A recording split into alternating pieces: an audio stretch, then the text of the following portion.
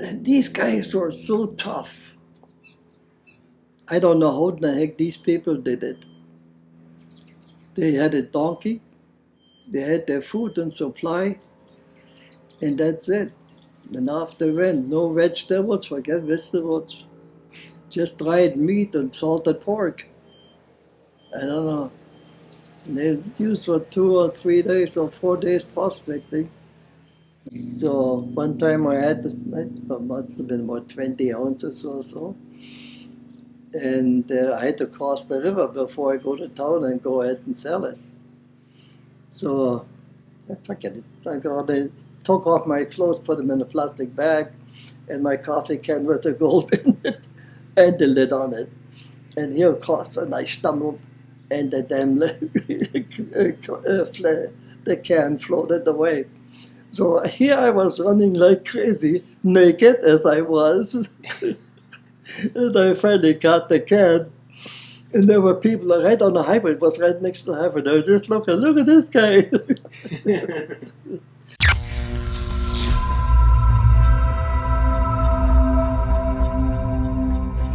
So start by telling me your name if you want, your age, and where you're from. Originally, I'm from Berlin. I'm a Berliner. And I went to Canada when I was 21, 1956. That makes me 88 now today. And I didn't speak any English, so I had to find a job. And I got a job in a mine that was called Comingo, mining and smelting. And the name of the mine was the Bluebell. It had 11 levels. And I worked on there for 11 levels for 7 years. I got to be a miner. We did stope mining, we did core drilling, everything that's related to a producing mine. The mine pulled out about 250 tons a day with 300 miners in underground. How did you get to America? Pardon? How did you get to America? Can you tell me the story about when you left Germany and then I left, the whole shebang? Oh, okay, that's a longer story. Yeah.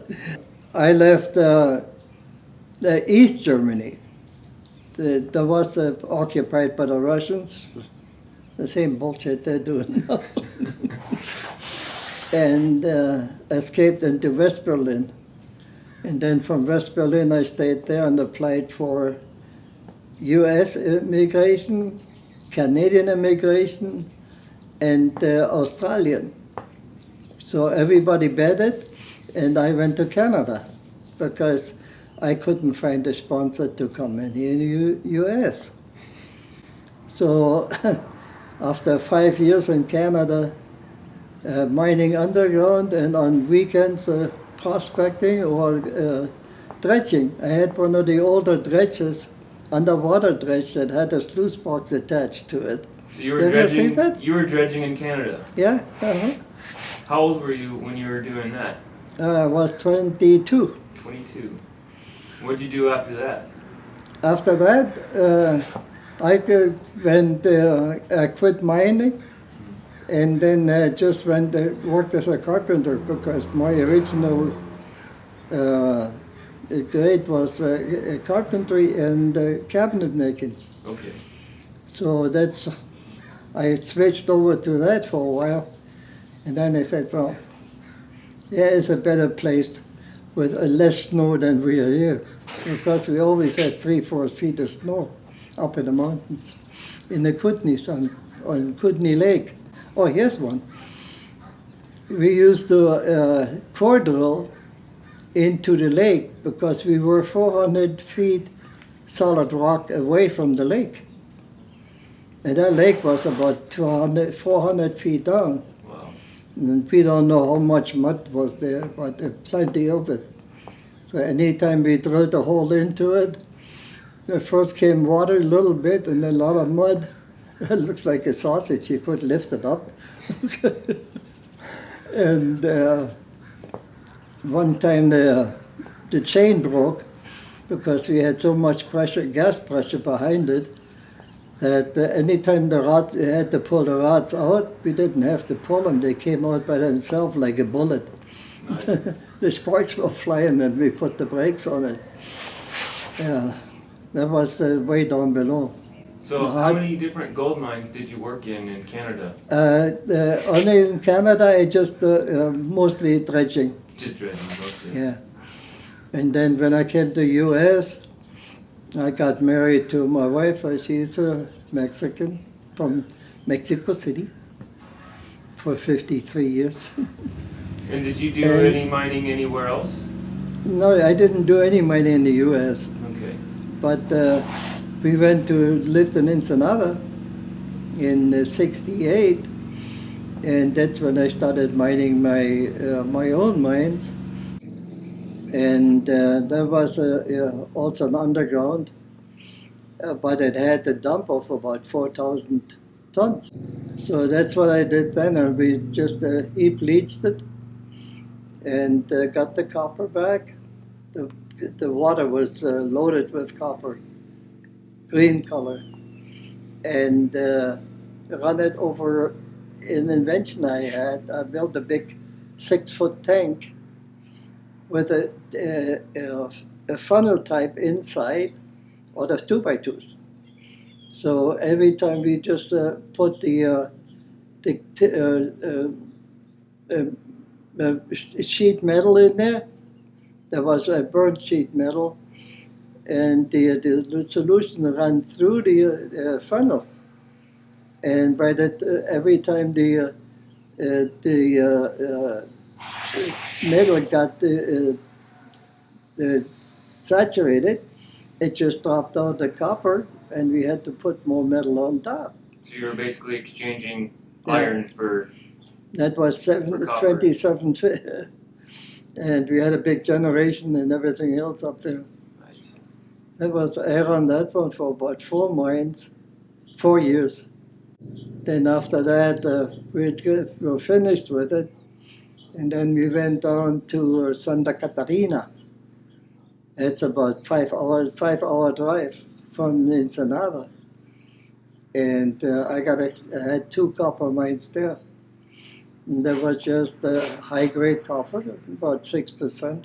That's what we call high grade, but it was good enough to ship it.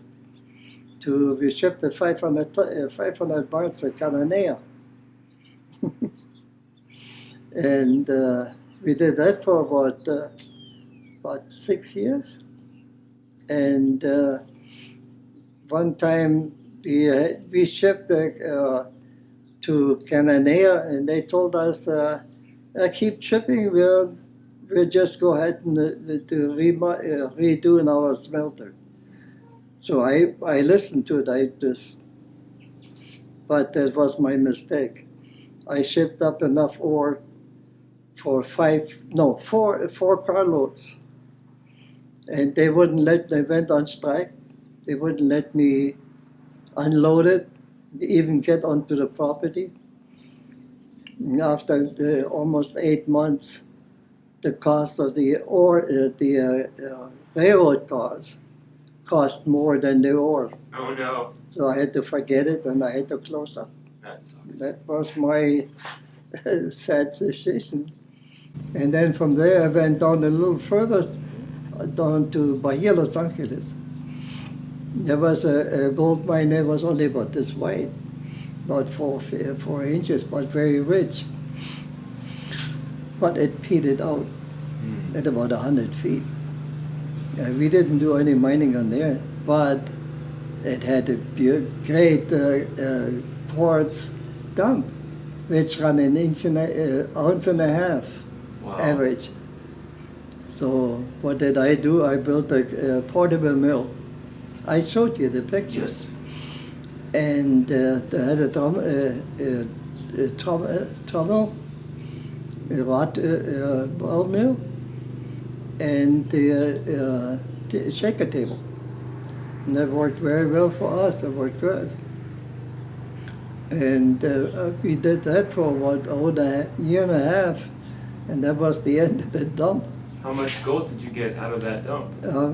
58 ounces. That's not bad. That's No, pretty that good. was pretty good. Yeah. And In what, those what days- year was that? Oh, yeah, that was 82. What was the price of gold in '82? Yeah, in 82 we got about $300 and some an ounce.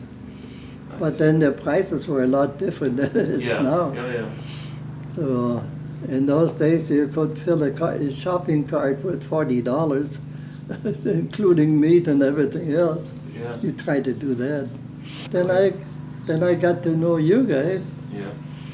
and we talked to each other, and I did give him some advice what to do and how to do it, and I got plenty of experience. The experience I got in 1956 from a Canadian prospector. He worked for the government. Government paid to go ahead and prospect. And I got to know a lot of stuff about him. So that was very interesting, you know, he was a good friend. He was about as old as I am now. What did he teach you? Huh? What did he teach you? Everything, from the mining to prospecting, minerals, and gold dredging or sluicing. So one day I went up on the Kootenay Lake. There was a little creek, but the creek had a little canyon. So I was trying to go, I went in there with my little underwater dredge, and there was nothing there because it was just a real bedrock, that's all. And no crevices, no nothing. But then by the time I was ready to quit, I looked at the bank. There was something shiny looking at me. No way. That was a 2.5 ounce nugget, flat. But what about this thing? Sitting on the bank. Yeah. So then I forget all my dredging equipment. I got this pen and scratched it out, and I got about 4 or 5 ounces out of that little crack. But I couldn't do anything on top because of private property and the camping ground. So I bet you if I go today, I find some more. Yeah. If you want me to tell you where it is, I'll tell you. Yeah, you can tell us, Klaus, you know where all the gold is. That was interesting. I learned that from the old prospector. So, you know, one thing about his family, well, he was married to a lady from the Canary Islands. And in his house, you think you got into a museum, he still had the metal, what do you call it, the Spaniards. You know about the armor? Yeah, the armor. Mhm. And some other relics, so it was interesting. So what did you dredge any rivers or dredging in Canada? Yeah, Which rivers did you dredge? yeah, did it all in Canada. Okay. Yeah, Do you remember what rivers and lakes you were dredging? do what? Do you remember what rivers and lakes, the names? Yeah, that was the Rock Creek in British Columbia. You can look it up on the map. And another one was the Kootenay Lake. Is the Garford Lake. And that's the one, it's an interesting, if anybody wants to go there and do it, could put a claim on it. But the Great Creek runs into the lake, and that had a lot of coarse gold. So there's nobody actually went and dredged it. You put a dead man down below and use a bucket and bring it up. You would do good. Also in the gold, the other mine in Canada, the Bluebill, the old timers had an open pit. Now they also had a mill. And all the tailings, they just dumped it into the lake.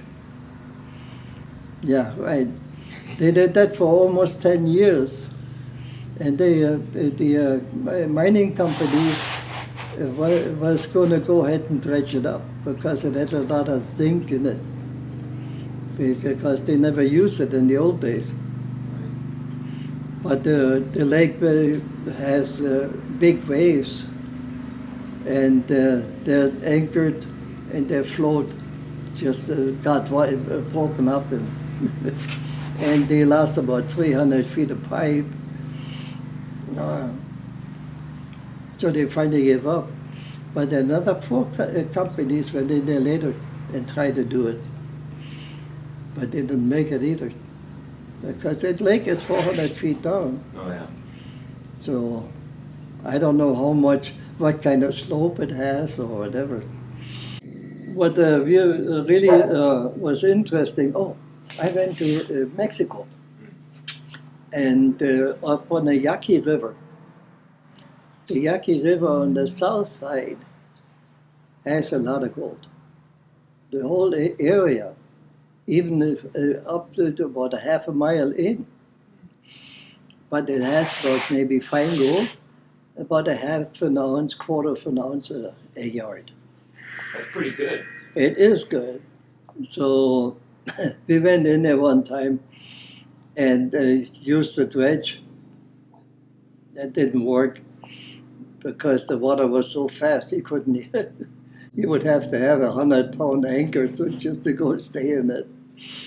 And but anybody that would go up there and take a little boat and get on the Yaki River, the Yaki lake with a little water pump, and go ahead and get all the arroyas. You do good doing that? Did you guys get good gold doing that? Yes, we did. How much gold did you get from doing that? We did every day. We went up there, drove up there to the lake and got onto the little boat and go ahead and push the water up at the creek. And the first one, I wasn't not in it. But I thought, come on, let's go get another one. Let's check. And on the second one, we really hit the pocket. So that was great. How much gold did you get from that? That was about, if I remember right, about 18 ounces. Wow. In about a half a day. That was good. But there's one place where we camped. It was close to the river, the flat bed. And over the Christmas season, my partners went back home for their families and everything else. They left me behind. So what did I do? I went prospecting. And I found a place where they got the calcite come down from an old mine up on top. Mm-hmm. So I climbed up, and then I found a bench. When the old river used to be run over here and then hit the mountain and go this way. And by doing so, it piled up a bench up on the mountain. And it went up about 80 feet. So I went up on top and checked it. And look what I got. I got some flakes. Nice. So I looked at the bottom, and that was even better. So what would we do? We just used the water pump, built a big long sluice box, and sluiced down that whole hillside. There were 4 of us, That was about maybe 50 by that time. Yeah. That was an adventure, though. That was good. What kind of jobs did you do mining? Like, what were your favorite types of jobs? Did you drill? No, I blast? didn't. Just do my own management, mm-hmm. And that's about it. I didn't do any mining except in Canada, mm-hmm. where I worked underground. I went in stoping, and we had a nice setup. The mine was 35 degrees, and the vein was galena, 4 feet of galena. Wow. It stretched for 4.5 miles underground. What was the name of the mine?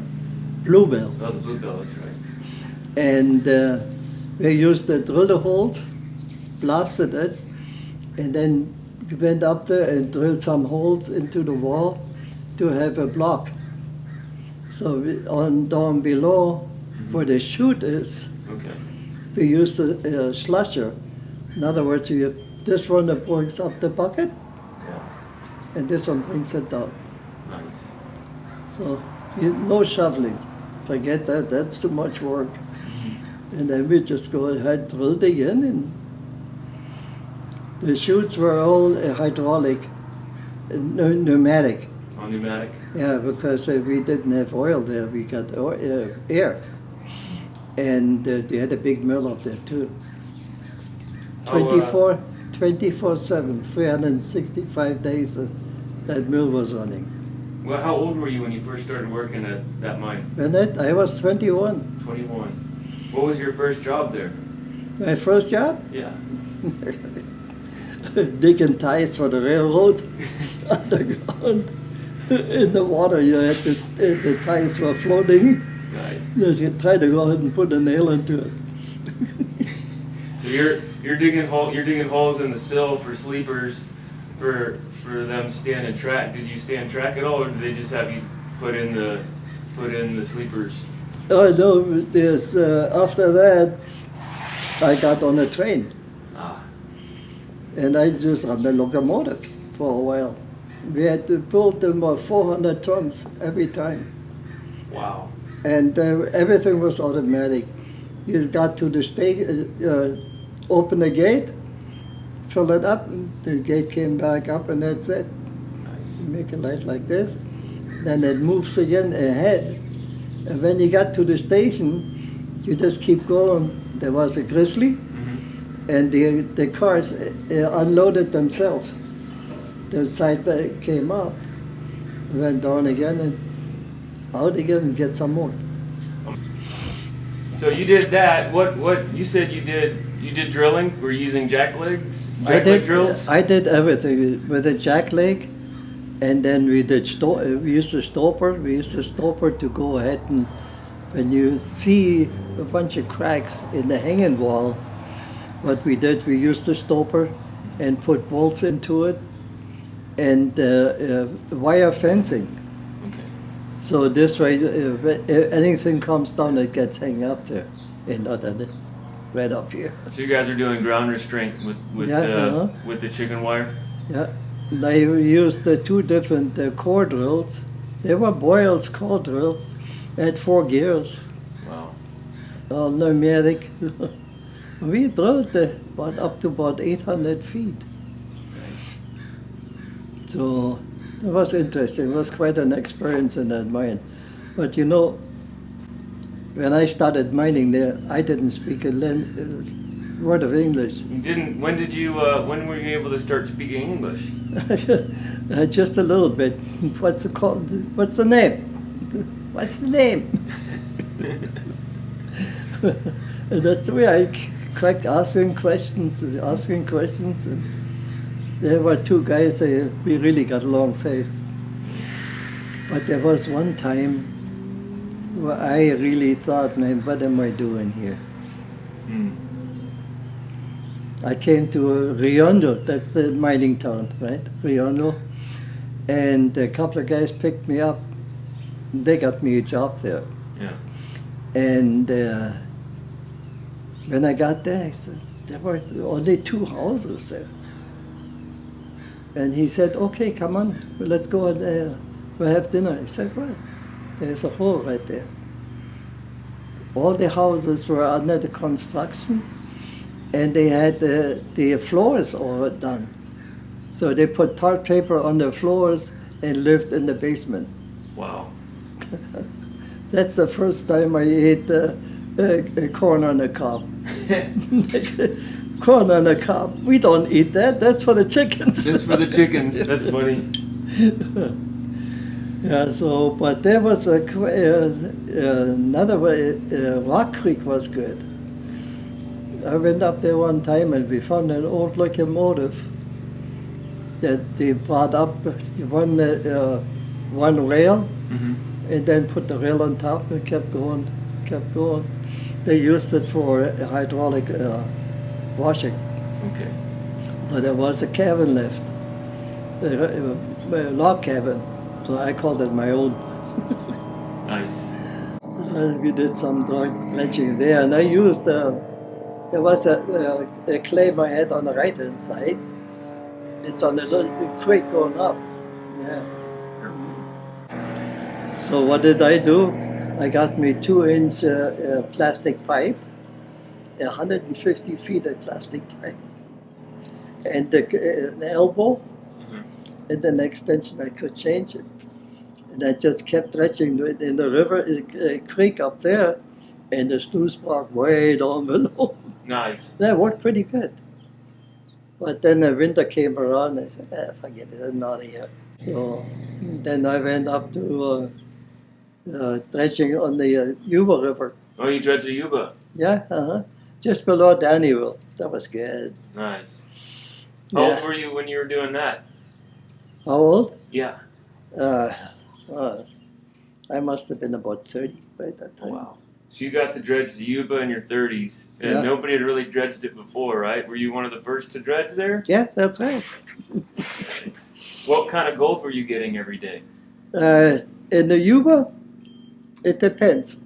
If you started working, getting into the bedrock, because the one I worked at, there was a bedrock exposed.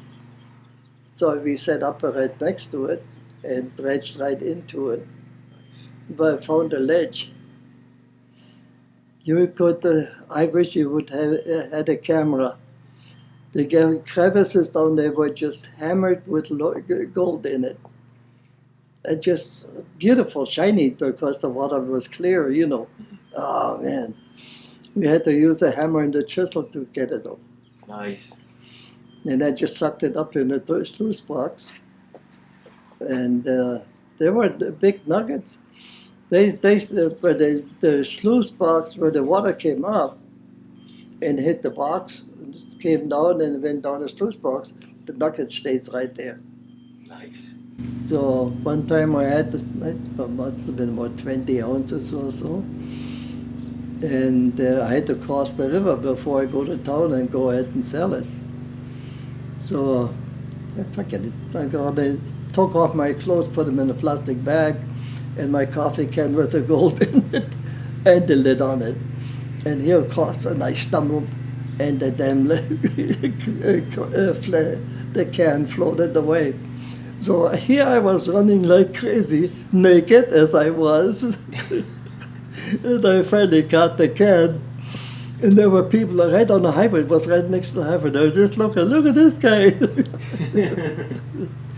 That was embarrassing, but what the heck, you know. Yeah. That's funny. That dredge I built myself. That was a 6-inch dredge. Works by an engine in it. Nice. How long did you dredge in the Yuba?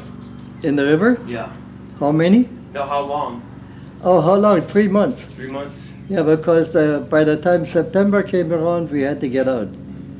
It was too cold, and it started snowing up there. How many seasons did you dredge? I dredged about 6 years. Oh, wow. Yeah, between California and Canada, and sometimes I went California and to the Yuba River in Sonora. Nice. That's Sonora is by Hermosillo. That's the Yaki River. If you ever go prospecting and you want to go get on the Yaki River, that's the way to go. I did it.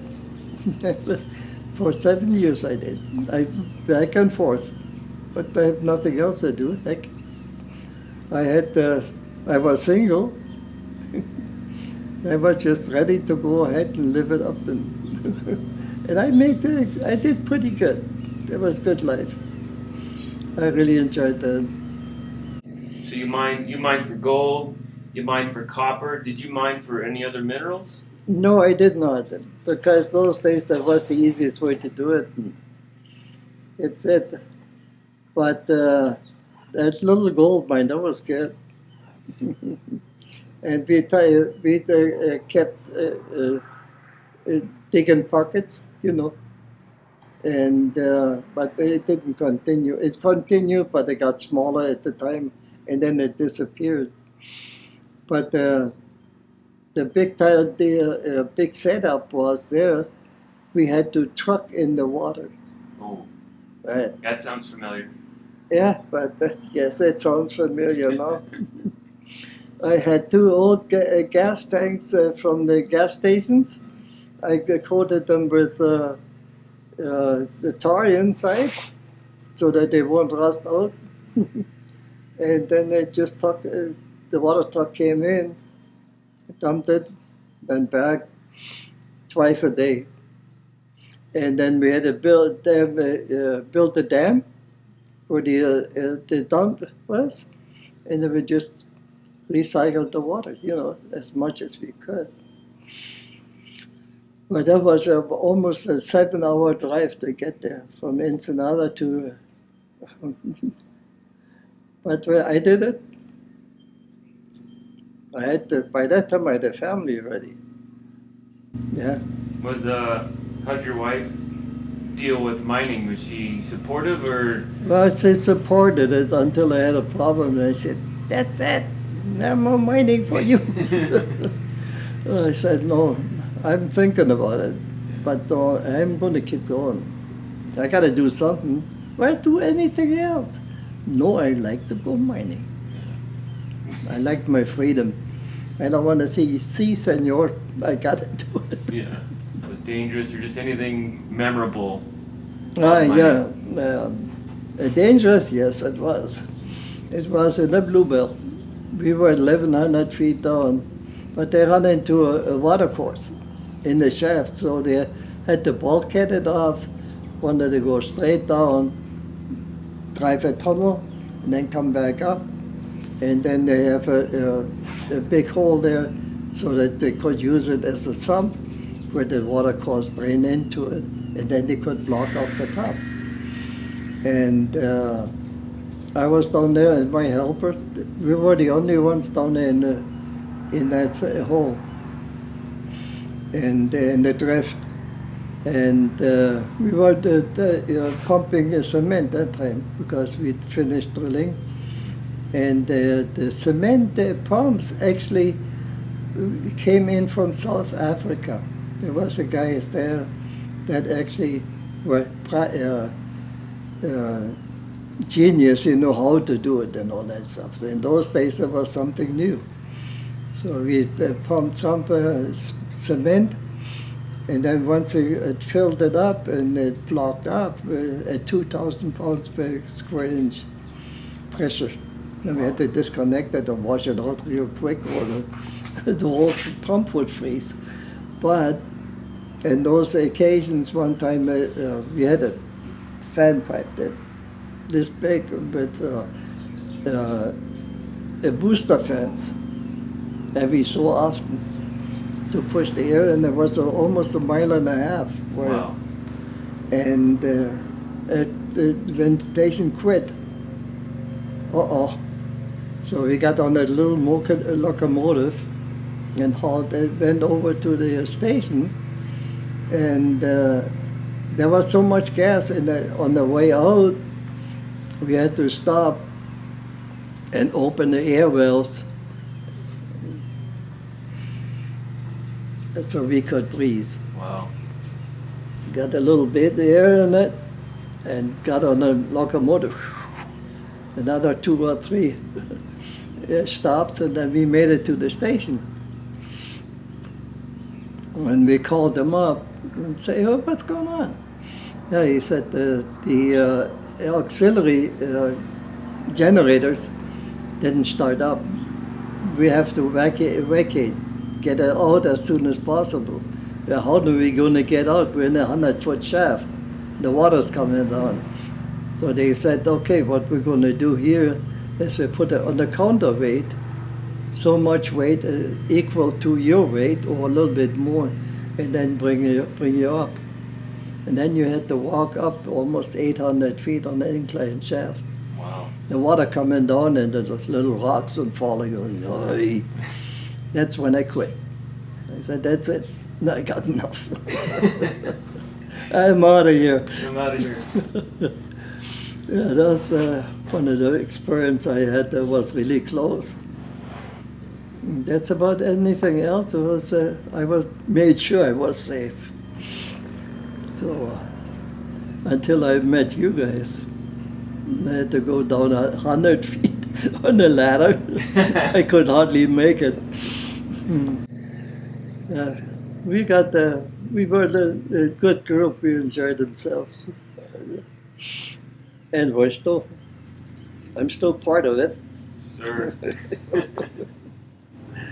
But I can't do anything anymore. I got a sore back, so I had to quit mining. You got too old to mine, huh? Yeah, but you know, an old miner never gives up. Well, I see you're mining the garden now. Yeah, right.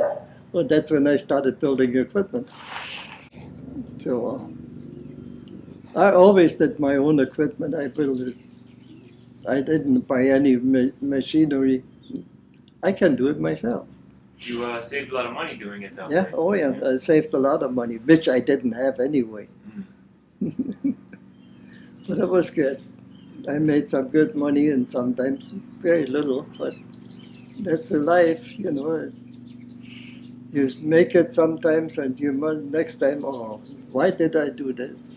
You know. But that's mining. You find something that's interesting and good, and you think you make a profit, and then it's not good enough. So how did you find gold deposits? Well, The gold deposits? Yeah, so you go out prospect and then you find... No, I didn't want to go run around in the hills and find gold. I had the campesinos in Sonora tell me where it was. Nice.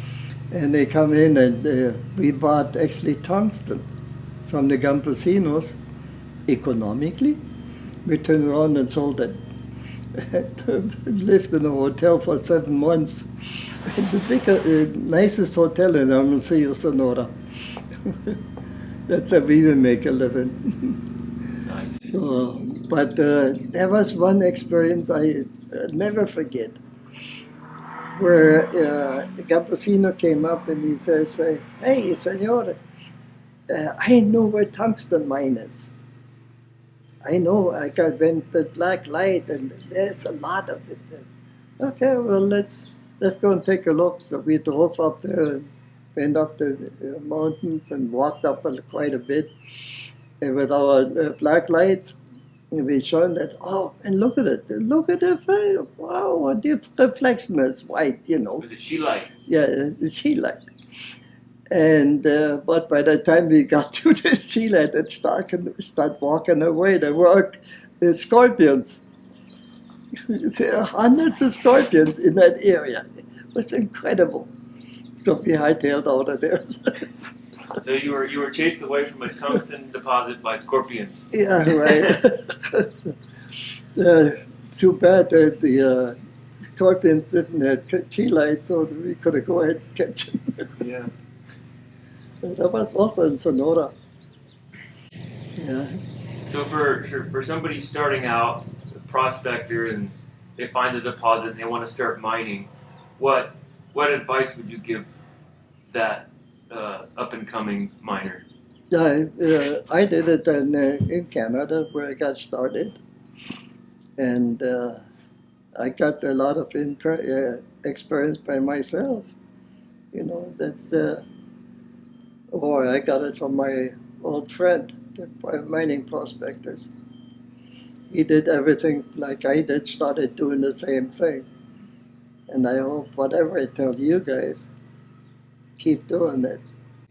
So if you could go back and talk to young Klaus that just started out prospecting and mining, what would you tell your younger self? Well, what I would tell him is, if you find a guy or find people, listen to them, and don't say, "Oh, I don't got my idea." Get the experience, listen to them, and learn. because mining is a hazardous job and a tough job, but it can be very, very rewarding.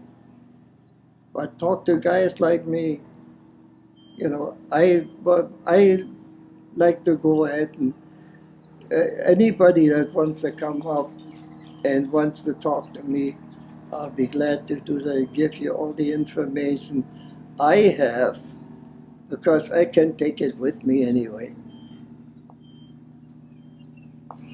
Listen to people that know. Yeah.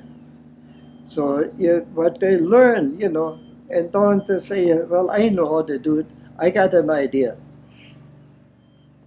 Do it. You learn first before you use the ideas, because in the mining it's so difficult and then expensive. But once you hit a good spot, then you got it made.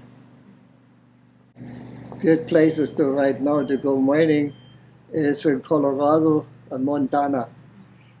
They got the gold, it's fine gold, but it's a lot of it up there. So I just met somebody else that was trying to learn from me.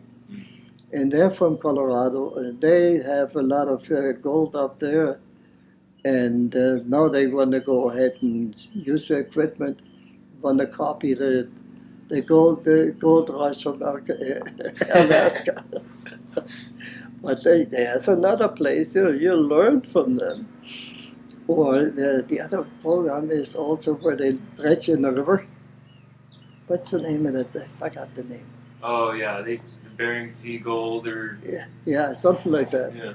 But boy, there was a lot of hard work. And they brought the equipment down on the cable, everything. And they finally found some, but never made a big deposit, never got down to it. There were too many rocks and big rocks. They had to blast them underwater. What's your favorite type of prospecting? Like dredging or dry washing or panning? What's your favorite way to prospect? That's about it. Yeah, all of the above? Yeah, that's enough. But the most rewarding, I think, it was, and the easiest way, was dredging. If you can go dredging, go there. You can see your gold. But you have to have a line, so and a winch, so you can pull out the rocks. Otherwise, if you go in, that's okay. A little bit, but it's overburden. But once you get into a hole, you put the rocks over there, and then pretty soon you go further. They keep coming down. So what I did. I had a partner then. We used an old hood from a car and used it as a skid. That's Just smart. put the rocks in there and then haul it off. That's really smart. Yeah, and then just bring it back and keep put the rocks in there, and then you keep going.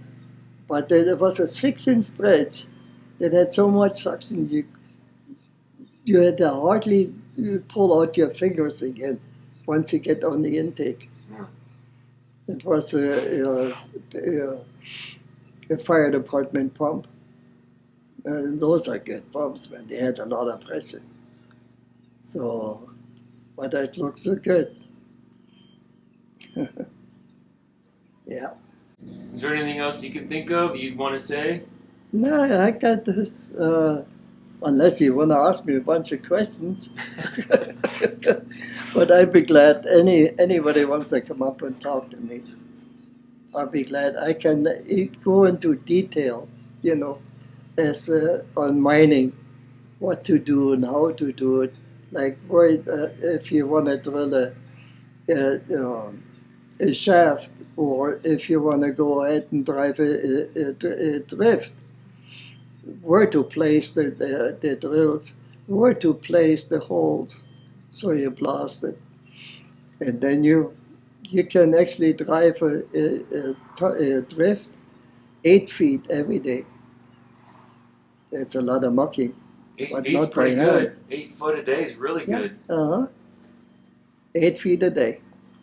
The two miners, two guys with the jack leg, drill it with all the holes, load them, and blast it. And the next day, they come in with a bucket loader. In other words, it picks it up and puts it in a car behind it.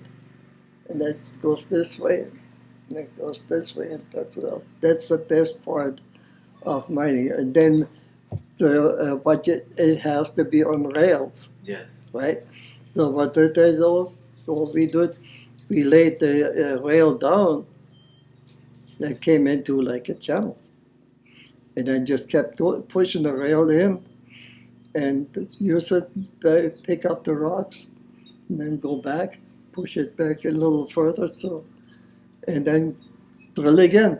And next day the railroad people came in and extended the rails.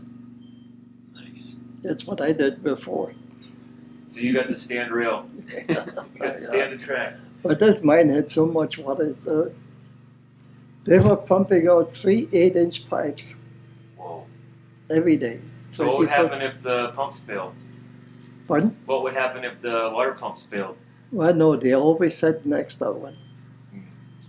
And there was a good setup because they built on the side of the shaft an extra big place to have like almost like a lake, like they had a dam on it.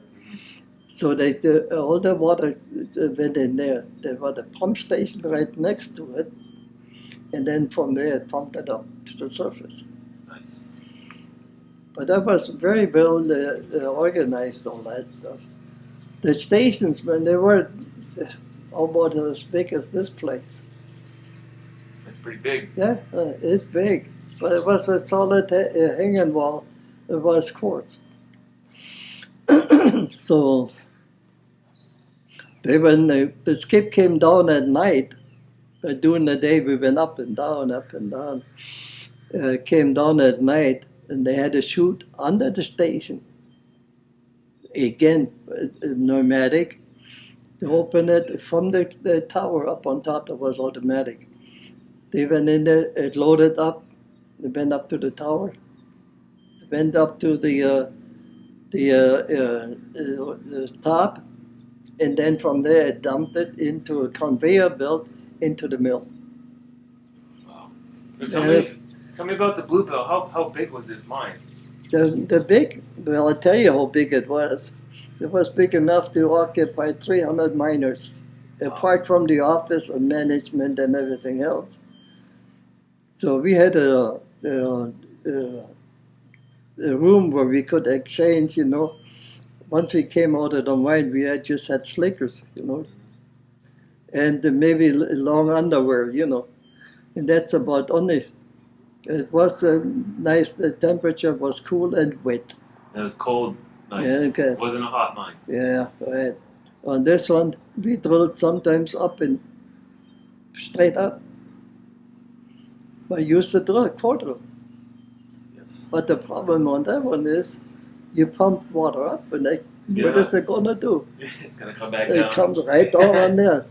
We had the helmets that had a big white rim on it, and mocha boots. Yeah. Yeah, nobody knows about mocha boots anymore around here. I got a pair of mocha boots. The mocha boots is a rubber boot that has a really reinforced hard rubber coming up on the side and up to here. So when you dig, you go ahead and use your boot as a leverage. That's easy mucking. But nobody, I have never seen any. Anyway, I looked at it, no place. Maybe that's an invention for you. Yeah, I'll have to check some of the mine suppliers and see if they got the mucker boots. We haven't had to use we haven't had to muck that way. You know, that sounds like you're mucking in a tight spot going straight up. So I mean, Yeah. you're working Well, off no, the but platform. the mine had a lot of water. We always had a ditch on the right side, right next to the rail, and then the water flowed into the sump. And but it was limestone. We had to go ahead and muck in it once it is blasted and all that. So you got a lot of fine stuff. It settles on really hard. It looks like clay, you know. Yeah, it packs. You had to go ahead and dig it up and put it on the cart. That's how I learned mining.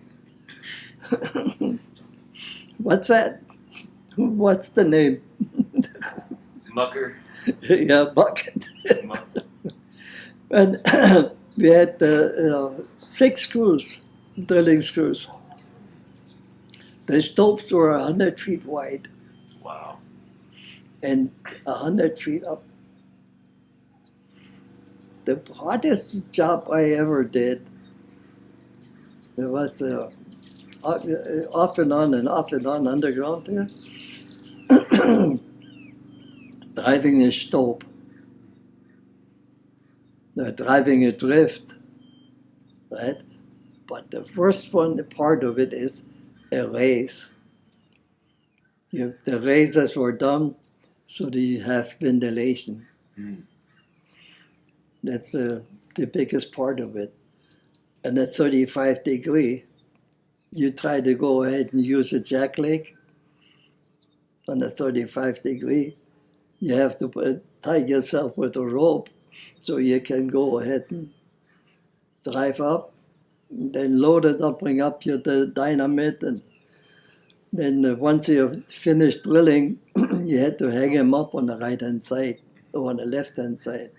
You always had to drill holes with a bar, like an L-shaped bar, so you could hang your equipment. Blast it. Then go back up again. You don't have to do any mucking because it slides all down by itself. And then you have to extend your rope so you can go ahead and hang on to it. Yeah. So that's the hardest job I ever did. Driving Now, a raise. yeah, now they go ahead and use a drill bit. About this big. But how many feet a day would you get on average stoping, trying to do a raise? Yeah, on a raise, 8 feet. So you get 8 Everything feet a day. was done on 8 feet, even in the stope. This So, way. Were you able to do one round every day, or how many rounds? No, 1 round a day. Yeah.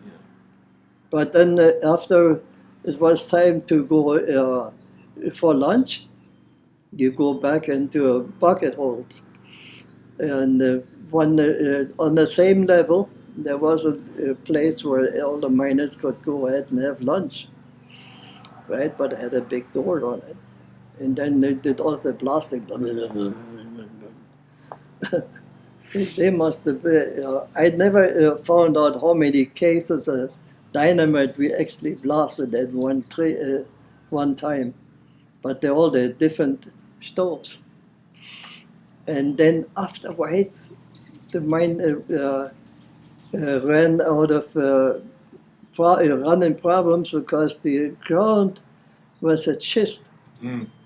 Where the one we were driving on at the 1,000 level, 100 level.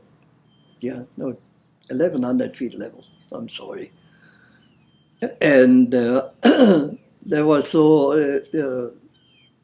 impossible to actually go ahead, and you run into places that were just mud.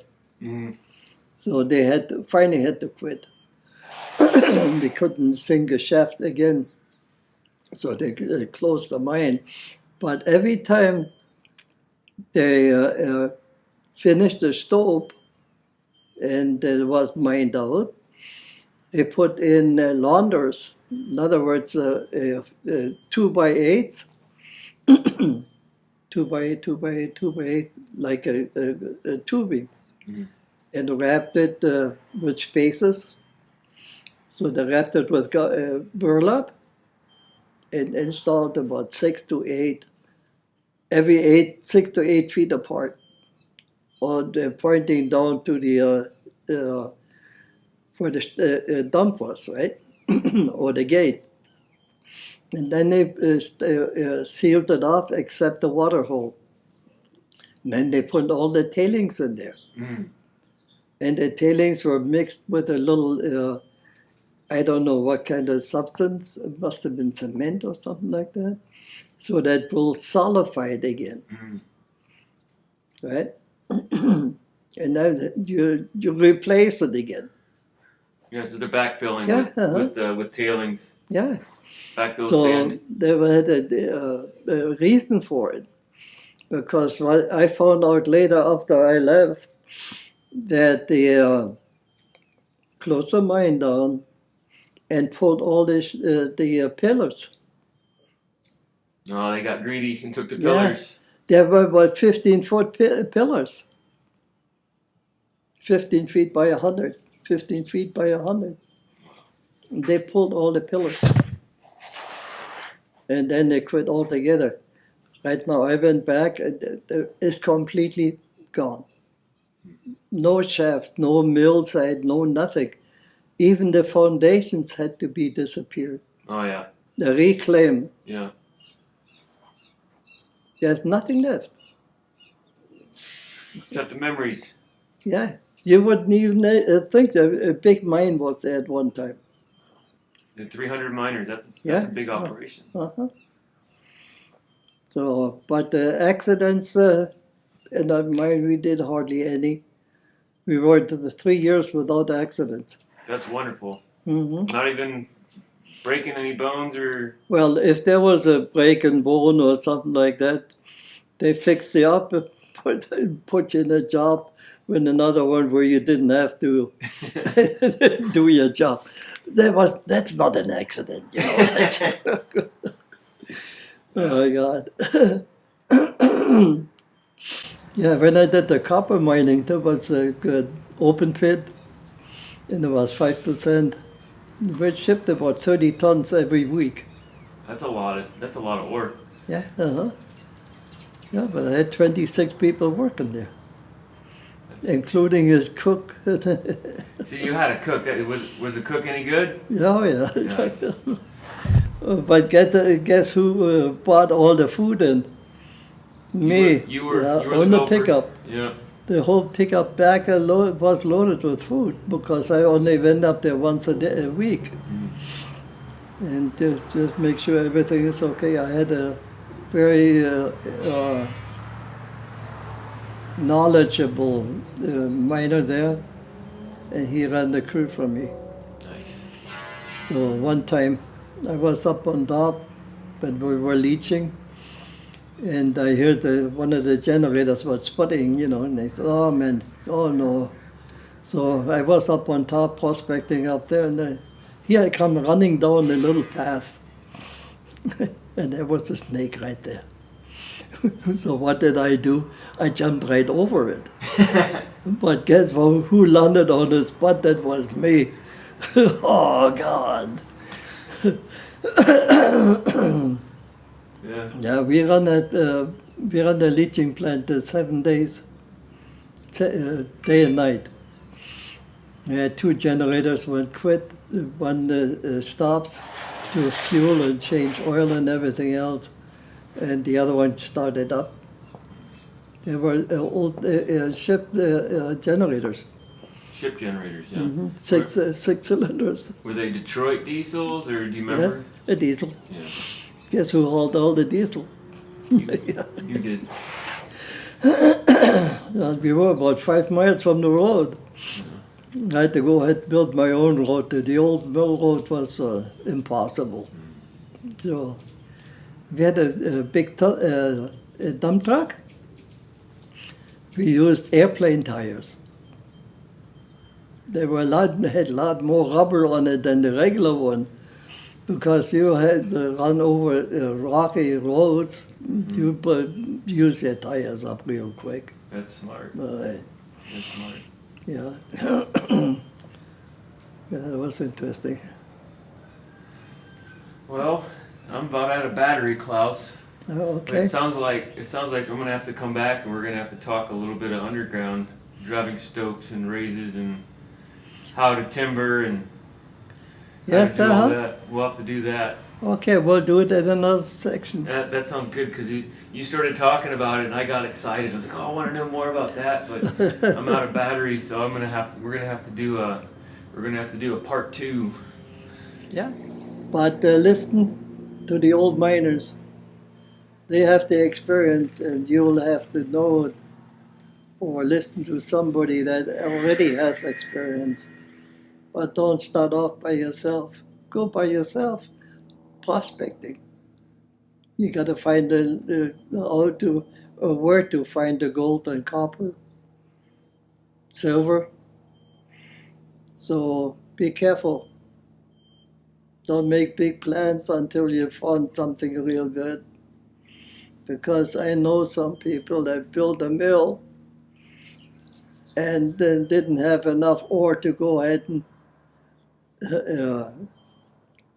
there was a lead and zinc, and they had to fly in, and they were too far away. Their company was in Tucson, and the mine was in Hermosillo. So they built a big flotation mill, and find out that they couldn't separate it, they couldn't float it. Oh no. They wanted to float the lead, which you can do, no problem. But you have to have a right chemistry. And that was in the 1970s. There wasn't that much good yet. But the mining hasn't changed much since, except when they drill a raise or a ventilation shaft, they use hydraulic drills now. But anything else, it didn't change. You still use the jack legs, you still use dynamite, and you see what you use electric capsules. Mm-hmm. Yeah. When you set off a round, they are numbered number 1, 2, 3, 4 until 26, and they go off. Number 1 is the center, the big hole, and then it makes a room, and then the next 1, 2, 4 go off, and the next 3, 4 go off, and then the 4 go off, and then bang, you got a big pile of rocks left. Now go ahead and dig it up. The old miners had to do it by hand and use a little cart or a donkey. Yeah. Or a jackass. That's what they did. They used them on the go. Have mules at underground or? Yes, they used mules underground. Wow. Or they had enough people, then they could push the cart if they didn't have any jackass, But that's the easiest transportation they made. Some of them even had 2x4 rails. Oh yeah. Didn't last very long, but they were strap rail, right? Yeah, they were easy to build, know. And the cart was also wooden wheels. It's just anything what works, If these guys were so tough. I don't know how the heck these people did it. They had a donkey, they had their food and supply, and that's it. And after went, no vegetables, forget vegetables. Just dried meat and salted pork. I don't know. And they used for 2 or 3 days or 4 days prospecting. And when they found something, they went into town and put a claim on it, and bingo what? Word spreads. There's a lot of people run right after you to go ahead and go to the same place. Mm-hmm. So sometimes they were actually better off to keep it quiet and get enough gold before they go ahead and put a claim on it. It's wise. Oh, God. But you know, I hit a spot on the Yaki River on the Yuba where no one ever got to it.